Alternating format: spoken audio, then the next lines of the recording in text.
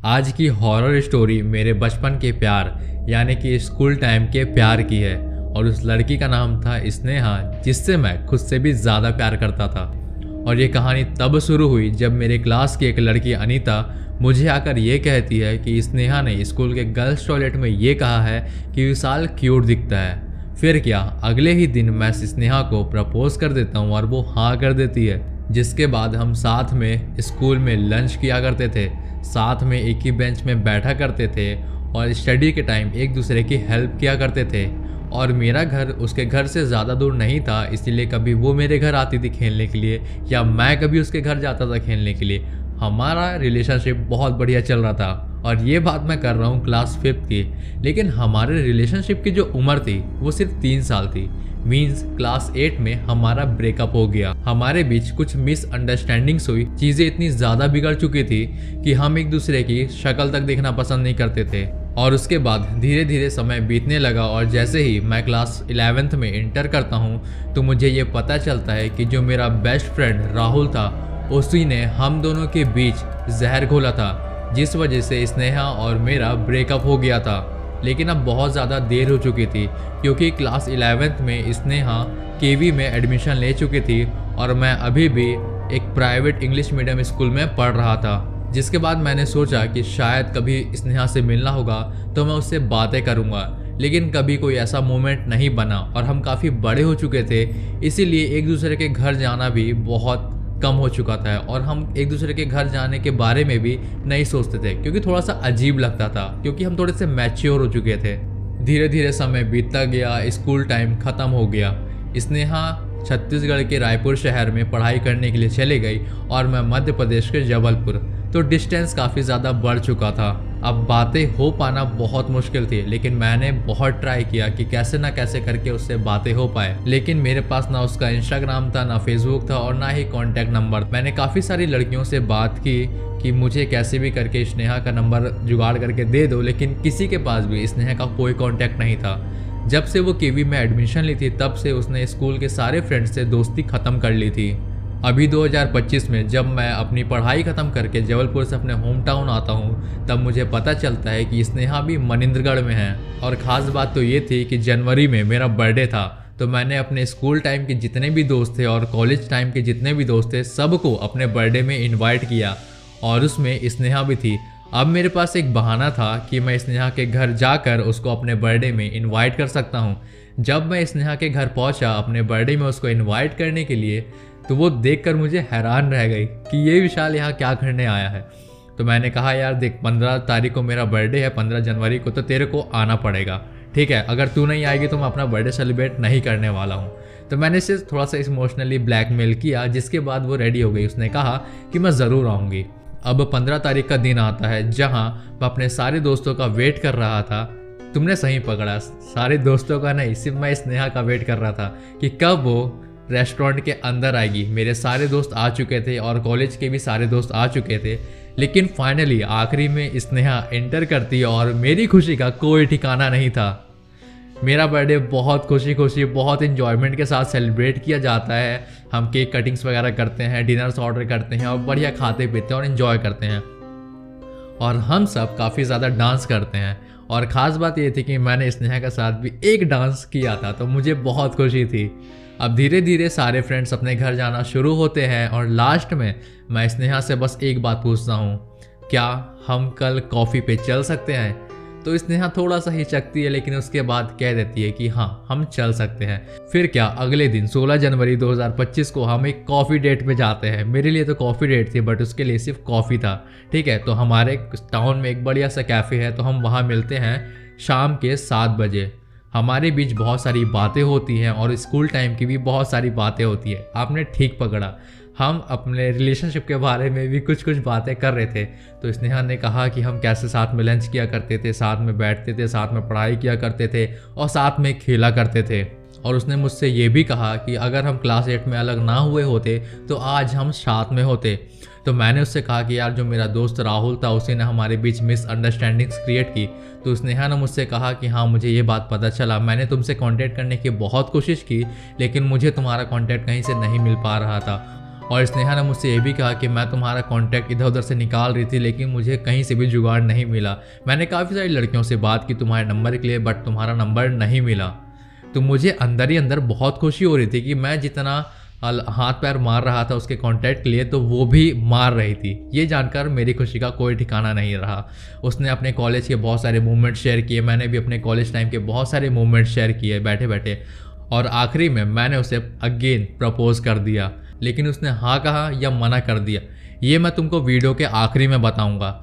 लेकिन उससे पहले मैं तुम्हें स्नेहा की एक हॉरर स्टोरी बताऊंगा जो कि उसने मुझे बताई जब हम कॉफ़ी वगैरह पी रहे थे।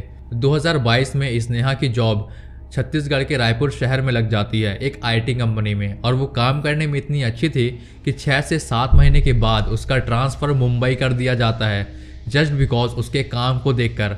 अब ये मत कहना कि मैं उसकी तारीफ़ कर रहा हूँ क्योंकि मैं उससे प्यार करता था, नहीं, वो सच में अच्छी थी, और मैं ये कॉन्फिडेंटली ये कह सकता हूँ कि उसका काम भी बहुत अच्छा होगा और उसकी सैलरी जस्ट डबल हो जाती है। अब तुम सभी को पता होगा कि एक नए शहर में जाने के बाद एक सबसे बड़ी प्रॉब्लम आती है एक अच्छा सा फ्लैट, एक अच्छा सा घर या एक अच्छा सा PG ढूंढ पाना, और जिसके लिए स्नेहा भी काफ़ी ज़्यादा परेशान होती है। स्नेहा मुंबई पहुंचने के बाद डिफरेंट एजेंसीज से कांटेक्ट करती है जो अपार्टमेंट, फ्लैट्स, हाउस वगैरह में डील किया करते थे, रेंटेड ना, और वो बहुत सारे ब्रोकर्स के साथ फ्लैट्स देखने, PGs देखने जाती थी, लेकिन उसको कोई भी पसंद नहीं आता था, और जो पसंद आते थे उनका रेंट काफ़ी ज़्यादा होता था। ऐसे ही करते करते 1 वीक निकल जाता है और स्नेहा थोड़ा सा टेंशन में आ जाती है। वो 1 वीक से एक होटल में रह रही थी और बिल पे कर करके उसकी हालत ख़राब हो रही थी क्योंकि उसकी जेब ढीली होते जा रही थी, और कंपनी ने भी उसे कोई फ्लैट्स या कोई हाउस वगैरह अलॉट नहीं किया था। तो जो घर की जिम्मेदारी थी घर ढूंढने की, वो स्नेहा के ऊपर ही थी। ब्रोकर्स लोग से तंग आकर स्नेहा ऑनलाइन फ्लैट ढूंढना शुरू करती है, जिसके बाद डिफरेंट वेबसाइट्स में वो जाती है और ऑनलाइन मकान ढूंढना शुरू करती है। OLX में स्नेहा को एक फ़्लैट मिलता है जिसका रेंट सिर्फ 15,000 रुपये था, और वो घर देखने में काफ़ी ज़्यादा खूबसूरत था। तो जल्दी से वो स्नेहा फ्लैट के ओनर को कांटेक्ट करती है और उनसे कहती है कि मुझे ये फ़्लैट देखना है। अगले ही दिन स्नेहा उस फ्लैट को देखने के लिए चले जाती है। वो जैसे ही फ्लैट ओनर से मिलती है तो हेलो हाय होता है, और उसके बाद ये लोग फ्लैट देखने जाते हैं। और जैसे ही फ्लैट का डोर ओपन करता है स्नेहा बोलती है वाओ इट्स सो ब्यूटीफुल, क्योंकि वो फ्लैट अंदर से फुल फर्निश्ड था और बहुत बढ़िया था। स्नेहा ने कहा 15,000 में ये फ्लैट किसी सपने से कम नहीं है। 1 BHK था लेकिन गजब का फ्लैट था। स्नेहा को वो फ्लैट काफ़ी ज़्यादा पसंद आ गया, और उस फ्लैट का जो नंबर था वो था 301। ओनर की एज 30-35 साल रही होगी, और उनकी जो वाइफ थी वो भी उतने ही की एज थी, और उनका एक बेटा था 10 साल का। वो लोग उस फ्लैट के ऊपर ही वाले फ्लैट में रहा करते थे। फ्लैट ओनर बोलते हैं चलिए हमारे घर चाय नाश्ता कीजिएगा, मेरी वाइफ भी आपसे मिलकर काफ़ी खुश होंगे और मेरा 10 साल का बेटा आपको देखकर काफ़ी खुश होगा। तो स्नेहा उनके फ्लैट जाती है, उनकी वाइफ से मिलती है, उसके 10 साल के बेटे के साथ थोड़ा सा खेलती है, उसे बहुत अच्छा लगता है। स्नेहा बोलती है एक बढ़िया सा फ्लैट मिल चुका है, एक बढ़िया सी फैमिली मिल चुकी है, अब मुझे और क्या ही चाहिए। तो जल्दी से स्नेहा एडवांस देती है और फ्लैट में शिफ्ट होना शुरू करती है। अगले ही दिन स्नेहा अपना सारा सामान लेकर फ्लैट नंबर 301 में शिफ्ट हो जाती है। और जिस दिन स्नेहा उस फ्लैट में शिफ्ट होती है तो काफ़ी सारा सामान बिखरा हुआ था, और अब स्नेहा को डिनर बनाना था। उतने ही में ही फ्लैट ओनर आते हैं और कहते हैं कि चलिए आज हमारे यहाँ आप डिनर कीजिएगा, अभी अभी आपने शिफ्ट किया है इसलिए शायद आपका सामान पूरा फैला होगा, शायद आप डिनर बनाने में आपको प्रॉब्लम होगी। तो वो पहले तो मना कर रही थी, लेकिन उसकी वाइफ भी उनके साथ आई थी और वो फोर्स करने लगी, चलिए ना आप हमारे घर चलिए, आज एक बार डिनर कर लेंगे, कुछ हो थोड़ा जाएगा, हम आपको जहर मिला के थोड़े ना खिला देंगे। तो ऐसे हंसी मजाक चल रही थी, जिसके बाद स्नेहा उनके फ्लैट में जाती है और डिनर वगैरह कर लेती है। फ्लैट ओनर के घर में डिनर करने के बाद स्नेहा अपने फ्लैट वापस आ जाती है, और वो काफ़ी ज़्यादा थकी हुई थी। पहली चीज़ तो वो ऑफिस से पूरा काम करके आई थी, उसके बाद वो शिफ्टिंग की थी, और खाना बनाने का चलो काम तो ख़त्म हो गया था क्योंकि डिनर उसने फ्लैट ओनर के यहाँ से कर लिया था, और उसके बाद वो आते ही सो जाती है। लेकिन रात के करीब 2 से 3 बजे उसको ना किचन से आवाज़ें आती हैं। तो वो उठ के जाती है और देखती है कि किचन का नल ना थोड़ा सा खुला हुआ है। तो वो किचन का नल बंद करती है और वापस पानी पीकर अपने बेड पर सोने चले जाती है। अगले दिन वो सुबह उठती है, अपना सामान वगैरह जमाती है, और ऑफिस से उसने 1 दिन का लीव लिया था अपना सामान को सेटलमेंट करने के लिए। तो वो अपने घर का सामान वगैरह जमाती है, किचन वगैरह में सामान वगैरह रखती है, हॉल में कुछ सामान रखती है, बेडरूम में कुछ सामान वगैरह रखती है। उसके बाद वो ब्रेकफास्ट बनाना शुरू करती है। जब वो ब्रेकफास्ट बना रही थी, मीन्स अंडा उबाल रही थी और वो अंडे की भुर्जी बनाने वाली थी चलो उसने ये भी मुझे बताया था। तो उतने में ही ना उसे महसूस होता है कि बाहर से ना उसे कोई देख रहा है। जैसे ही वो बाहर जाती है लेकिन वहाँ कोई भी नहीं था। उसके बाद स्नेहा इसको इग्नोर करती है, उसे लगा शायद ये उसका भ्रम होगा। तो वो अपना ब्रेकफास्ट बनाती है, अंडा भुर्जी बनाती है और पराठे के साथ खाती पीती है और उसका फ्रेश होना नहाना वगैरह चल रहा था। उसके बाद अगेन जब वो नहा धोकर वापस बाहर आती है तो उसे एक अजीब सी स्मेल आती है, जैसे कोई चीज़ जल रही हो। तो उसे लगा शायद किचन में उसने कुछ रख दिया होगा। तो वो जाके देखती है, वहाँ तो कुछ भी नहीं था। तो जब किचन के अंदर घुसती है तो अचानक से ना वो स्मेल आना बंद हो जाती है। तो उसे लगा शायद उसका ये भ्रम होगा, तो ये नया नया घर है, शायद को थोड़ी बहुत स्मेल रह गई होगी। तो उसी चक्कर में उसने रूम फ्रेशनर वगैरह मांगा और वापस अपना रेडी वगैरह होकर तैयार हो गई। उसके बाद वो निकलती है शॉपिंग पे। स्नेहा जैसे ही फ्लैट का दरवाज़ा बंद करके अपार्टमेंट से नीचे उतरती है तो अपार्टमेंट के सामने एक गार्डन था। उस गार्डन में 4 से 5 आंटीज़ बैठी थी। वो आंटीज़ स्नेहा को अपने पास बुलाती हैं और कहती हैं कि तुम ही 301 फ्लैट नंबर में रहती हो। तो स्नेहा बोलती हैं, जी आंटी, मैं ही 301 फ्लैट नंबर पे रहती हूँ। तो आंटीज़ कहती हैं कि क्या तुम्हें उस फ्लैट के बारे में कुछ पता है, क्या तुम्हारे साथ कुछ अजीब हो रहा है उस फ्लैट में। तो स्नेहा पूछती है कि क्यों, कुछ होना चाहिए था क्या, वहाँ कुछ अजीब है क्या। तो आंटी बोलती नहीं नहीं बेटा, हम ऐसे ही पूछ रहे थे। तो स्नेहा को ना ये बात थोड़ी सी खटक जाती है कि आंटीज़ लोग ने ऐसा क्यों कहा। तो इन सारी बातों को वो इग्नोर करती है और वहाँ से चली जाती है, अपना शॉपिंग वगैरह करके घर वापस आ जाती है। रात में वो डिनर वगैरह बनाती है और उसके बाद वो वापस से सोने चले जाती है। लेकिन उसी दिन रात को 2 से ढाई बजे के बीच जब स्नेहा सो रही थी तो अचानक टीवी ऑन हो जाती है जो हॉल में थी। स्नेहा को लगता है कि क्या मैंने टीवी बंद करना भूल गई थी। तो स्नेहा सोचती शायद हो सकता है, शायद मैं टीवी बंद करना भूल गई होंगी। तो वो जाती है और टीवी बंद करके आती है और वापस से सो जाती है। फिर उसी रात को 3:15 में उसे किसी की रोने की आवाज़ आती है जो कि किचन में से आ रही होती है। स्नेहा डर जाती है, जल्दी से उठती है और किचन में जाकर देखती है तो वहाँ कोई भी नहीं था और रोने की आवाज़ भी बंद हो चुकी थी। जिसके बाद वो वापस से अपने बेडरूम में आकर सो जाती है और अगले दिन वो ब्रेकफास्ट रेडी करती है, फ्रेश वगैरह होती है, नहाती धोती है और उसके बाद अपनी कंपनी में काम करने चले जाती है, अपने ऑफिस में। और शाम के समय 7 बजे जब अपने ऑफिस से लौटती है और जैसे ही दरवाज़ा खोलती है तो देखती है कि घर के हॉल का जितना भी सामान था स्नेहा का वो सारा बिखरा हुआ था और बालकनी में एक बिल्ली बैठी हुई थी। तो उसे लगता है कि ये सारा जो सामान वगैरह गिराया है उस बिल्ली ने गिराया है। तो वो इस चीज़ को इग्नोर करती है और थकी हारी वैसे आई थी तो जल्दी जल्दी सामान समेटती है और डिनर रेडी करने के लिए चले जाती है किचन में। जैसे ही वो खाना वगैरह बना रही थी तो अचानक उसे महसूस होता है कि इसके पीछे कोई खड़ा है। जैसे ही पीछे मुड़कर वो देखती है तो वहाँ कोई भी नहीं होता है। वो वापस से खाना वगैरह बनाना शुरू करती है। उसे फिर महसूस होता है कि उसके पीछे कोई खड़ा है और उसे बहुत घूर के देख रहा है। तो स्नेहा पहले एक थाली उठाती है और थाली में जैसे रिफ्लेक्ट नहीं करता पीछे का, तो थाली उठाती है और वो देखती है कि उसके पीछे एक लड़की खड़ी है जिसका चेहरा पूरी तरीके से जला हुआ है। मतलब उसके चेहरे में उसकी हड्डियां पूरी दिख रही हैं और उसके बाल पूरी तरीके से बिखरे हुए हैं। वो देखकर काफ़ी डर जाती है, उसके हाथ से थाली छूट जाती है और पीछे पलट के देखती है तो वहाँ वापस से कोई नहीं होता है। वो काफ़ी ज़्यादा डर जाती है और किचन से भागकर बाहर भागने की कोशिश करती है, लेकिन दरवाज़ा जो था उस फ्लैट का अपने आप बंद हो जाता है और वो जो लड़की थी जिसका चेहरा जला हुआ था वो उसके सामने आकर खड़ी हो जाती है और वो डर के मारे स्नेहा बेहोश हो जाती है। और जैसे ही उसको होश आता है वो दरवाज़ा खोलती है और भागकर अपने फ्लैट ओनर के घर जाती है और बताती है कि मेरे साथ ऐसा ऐसा हुआ है। मैंने एक लड़की को देखा जो किचन में खड़ी थी, इसका चेहरा जला हुआ था और उसने मॉडर्न टाइप की ड्रेस पहनी हुई थी, जीन्स और स्कर्ट पहना हुआ था। तो हाउस ओनर कहते हैं शायद तुमने ऑफिस में ज़्यादा काम कर लिया है इसलिए तुम्हें ऐसा स्ट्रेस हो गया ज़्यादा, इसलिए तुम्हें ये सारी चीज़ें दिख रही हैं। लेकिन स्नेहा को 100% कंफर्म था कि उसने कुछ अजीब देखा है, वो लड़की सच में उसके सामने थी। फिर स्नेहा को ऐसा लगता है कि फ्लैट ओनर ना इससे कुछ छुपा रहा है। फिर उसे याद आता है कि एक दिन जब वो अपार्टमेंट के नीचे उतर रही थी तो एक आंटी ने मुझसे कुछ अजीब चीज़ें पूछी थी उस फ्लैट के बारे में। तो वो सोचती है स्नेहा कि उसी आंटी के घर जाकर वो इस फ्लैट के बारे में पता लगाएगी कि आखिर ऐसा क्या है इस फ्लैट में। जिसके बाद स्नेहा उन आंटी के घर जाती है, उन आंटी के फ्लैट का डोरबेल बजाती है और जैसे ही दरवाज़ा खुलता है आंटी कहती बेटा तुम? बोली हाँ आंटी आपसे कुछ बातें करनी थी। तो आंटी बोलती आओ बैठो अंदर आओ। तो जैसे ही स्नेहा अंदर बैठती हैं तो आंटी पूछती हैं क्या बेटा चाय लोगी या कॉफ़ी। तो बोलती है आंटी कुछ नहीं लूँगी, आप पहले मेरे सामने बैठो, मुझे आपसे कुछ इंपॉर्टेंट बात करनी है। जिसके बाद स्नेहा कहती है कि आंटी मेरे साथ ना फ्लैट नंबर 301 में जहाँ मैं रहती हूँ वहाँ ना बहुत अजीब अजीब चीज़ें मेरे साथ हो रही हैं। जब मैं खाना बना रही थी तो उस किचन में ना मैंने एक थाली जब उठाई तो मेरे पीछे ना एक औरत खड़ी थी जिसका चेहरा बहुत बुरी तरीके से जला हुआ था। पहले तो मुझे लग रहा था कि कोई मुझे पीछे से देख रहा है, तो जैसे ही मैं पलटती थी तो वहाँ कोई नहीं होता था। लेकिन जब मैंने थाली में देखा तो पीछे ना वो एक लड़की खड़ी थी जिसका चेहरा जला हुआ था और इसकी हड्डियाँ पूरी दिख रही थी और उसने मॉडर्न टाइप की ड्रेस पहनी हुई थी।